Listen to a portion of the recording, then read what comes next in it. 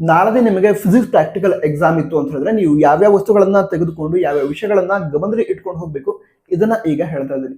ಮೊದಲಾಗಿ ಕಾಲೇಜ್ನ ಯೂನಿಫಾರ್ಮ್ ಅನ್ನ ಹಾಕೊಂಡು ಕಾಲೇಜಲ್ಲಿ ID ಕಾರ್ಡ್ ಅನ್ನ ಕೊಟ್ಟಿದ್ರೆ ID ಕಾರ್ಡ್ ಅನ್ನ ತೆಗೆದುಕೊಂಡು ಎಕ್ಸಾಮ್ಗೆ ಹೋಗಿ. ನಂತರ ಪ್ರಾಕ್ಟಿಕಲ್ ಎಕ್ಸಾಮ್ಗೆ ಅಂತ ಹಾಲ್ ಟಿಕೆಟ್ ಕೊಟ್ಟಿರ್ತಾರೆ, ಆ ಹಾಲ್ ಟಿಕೆಟ್ ಅನ್ನು ತೆಗೆದುಕೊಂಡು ಹೋಗ್ಬೇಕು. ಆ ಹಾಲ್ ಟಿಕೆಟ್ ಮೇಲೆ ಇಂಟರ್ನಲ್ ಮತ್ತು ಎಕ್ಸ್ಟರ್ನಲ್ ಎಕ್ಸಾಮಿನರ್ ಸಿಗ್ನೇಚರ್ ಮಾಡ್ತಾರೆ, ಮರಿದ ಸಿಗ್ನೇಚರ್ನ ಪಡೆದುಕೊಳ್ಳಿ.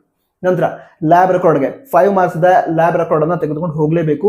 ಆ ಲ್ಯಾಬ್ ರೆಕಾರ್ಡ್ ಮೇಲೆ ಕೂಡ ಇಂಟರ್ನಲ್ ಮತ್ತು ಎಕ್ಸ್ಟರ್ನಲ್ ಎಕ್ಸಾಮ್ ಸಿಗ್ನೇಚರ್ ಮಾಡ್ತಾರೆ, ಸಿಗ್ನೇಚರ್ನ ಪಡೆದುಕೊಳ್ಳಿ. ನಂತರ angle of minimum deviation experiment ಬಂತು ಅಂತ ಹೇಳಿದ್ರೆ ಪ್ರೊಟ್ರಾಕ್ಟರ್ ಬೇಕಾಗುತ್ತೆ, ಕೋನಮಾಪಕ ಅದನ್ನು ಕೂಡ ತೆಗೆದುಕೊಂಡು ಹೋಗಬೇಕು. ನಂತರ ಪೆನ್, ಪೆನ್ಸಿಲ್, ಸ್ಕೇಲ್, ಎರೇಸರ್ ಇದಂತೂ ಗೊತ್ತೇ ಇದೆ.